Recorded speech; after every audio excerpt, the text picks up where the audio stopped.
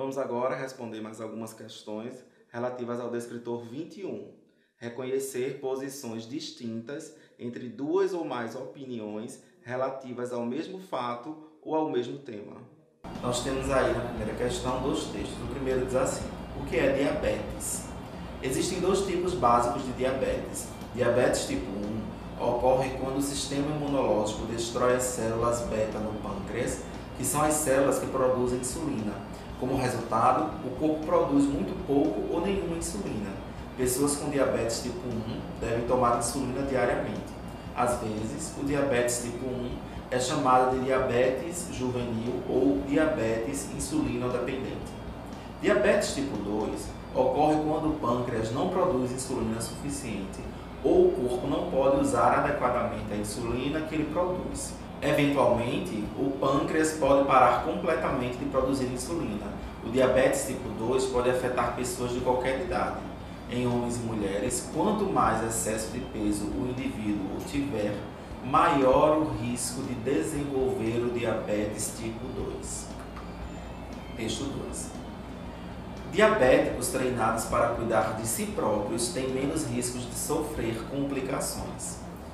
O autocuidado é a chave para prevenir o diabetes tipo 2, que responde por 90% dos casos que atingem principalmente adultos. Seu desenvolvimento está associado ao ganho de gordura abdominal e a gordura afeta a ação da insulina, tornando-a menos eficiente na função de transportar a glicose do sangue para dentro das células. Para compensar essa redução de eficiência, o pâncreas produz mais insulina e acaba sobrecarregando suas células, que morrem precocemente. Após 10 anos, em média, o organismo perderá perto de 50% destas células e com elas a capacidade de processar a glicose, elevando sua concentração no sangue até caracterizar o diabetes. A pergunta é: sobre o diabetes, um aspecto comum a esses dois textos é a questão entre o tipo 2 e o excesso de peso, a destruição do sistema imunológico, a diferenciação entre os tipos da doença, a necessidade dos doentes tomarem insulina diariamente, ou a causa e o efeito da incapacidade de processar a glicose. Nós voltamos para analisar com mais cautela os dois textos. Nós vamos observar que sobre o diabetes, um aspecto comum aos dois textos é a relação entre o tipo 2 e o excesso de peso. Lá no finalzinho do texto 1, no último período, nós temos a seguinte indicação: em homens e mulheres, quanto mais excesso de peso o indivíduo tiver, maior o risco de desenvolver o diabetes tipo 2. É um aspecto do texto 1, tá? No texto 2, nós temos logo nos primeiros períodos, no primeiro e no segundo, as seguintes afirmações: o autocuidado é a chave para prevenir o diabetes tipo 2, tá? O texto vai tratar do diabetes tipo 2. E no segundo período nós temos: seu desenvolvimento está associado ao ganho de gordura abdominal. Então, essa informação que nós acabamos de ler, o desenvolvimento do diabetes tipo 2 associado ao ganho de gordura abdominal, está ligado ao que foi dito no final do texto 1. Em homens e mulheres, quanto mais excesso de peso o indivíduo tiver, maior o risco de desenvolver o diabetes tipo 2. Então, um aspecto comum a esses dois textos em relação ao diabetes é a relação entre o tipo 2 e o excesso de peso. Isso fica claro nesses dois trechos, ok? Questão 2. Nós temos aí outros dois textos, tá?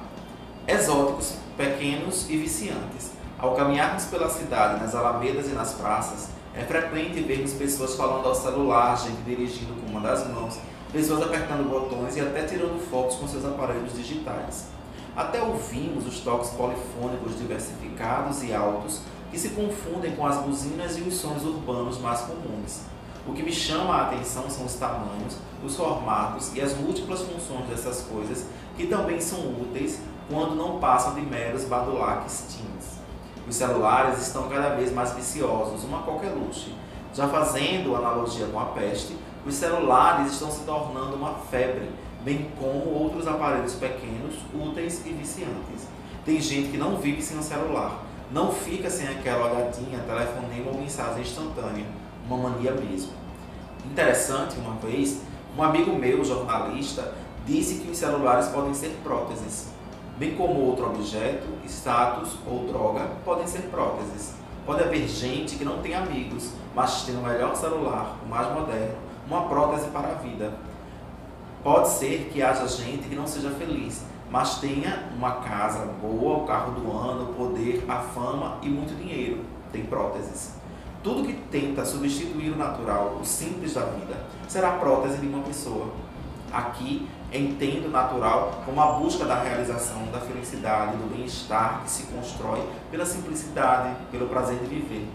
Viver incluído no mundo digital e moderno é legal, mas é preciso manter o senso crítico de que as coisas podem ser pequenas, úteis e viciantes.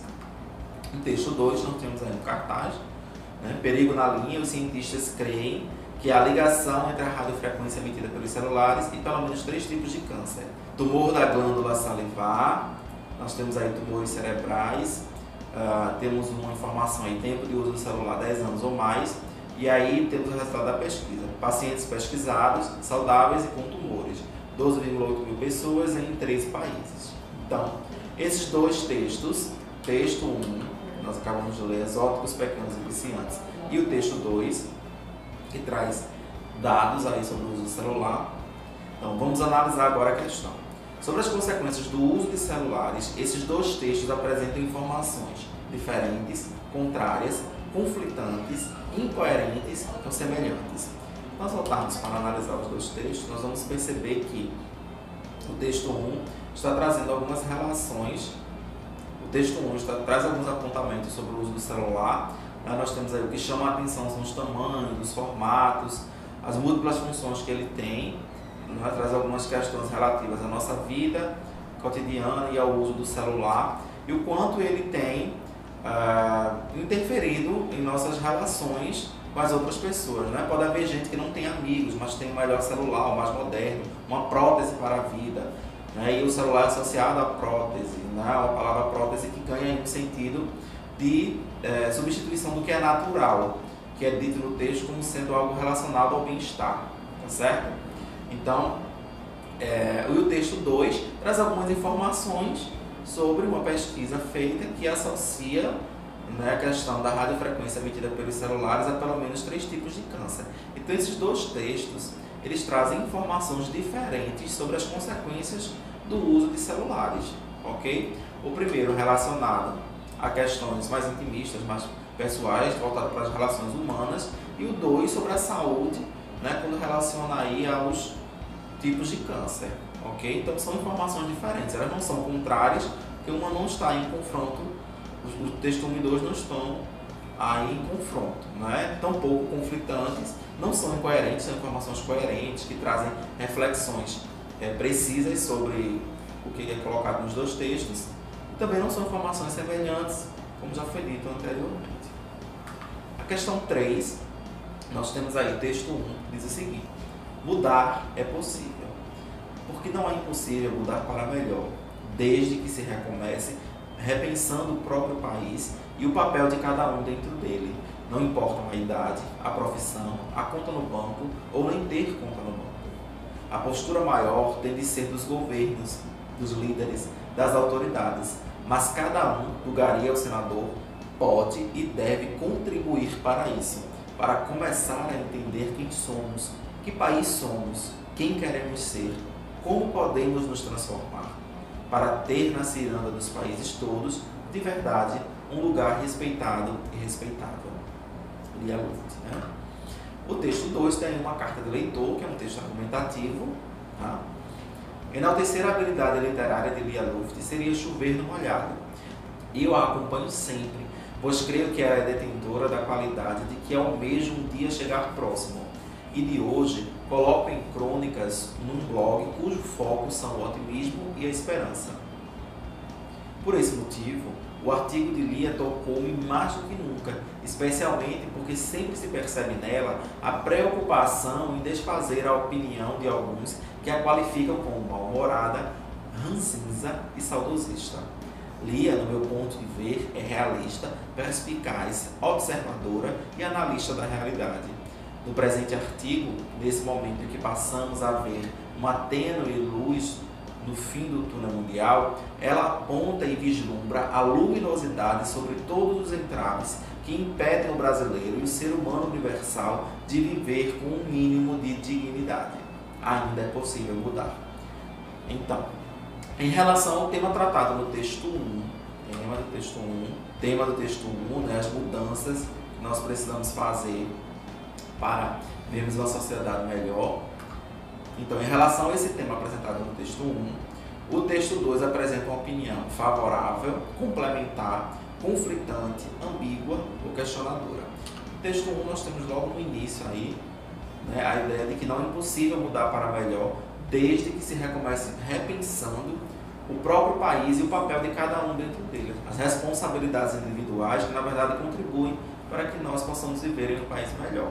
E aí o texto 2 traz um ponto de vista relacionado ao texto 1, traz na verdade, né, a visão do autor sobre Lia Luft, sobre o que é colocado no texto 1, onde diz aqui no trecho, Lia, no meu modo de ver, é realista, perspicaz, observadora e analista da realidade. Isso é favorável à opinião apresentada no texto 1, ao que é dito no texto 1. E o autor ainda complementa no texto 2 dizendo: ela aponta e vislumbra a luminosidade sobre todos os entraves que impedem o brasileiro e o ser humano universal de viver com um mínimo de dignidade.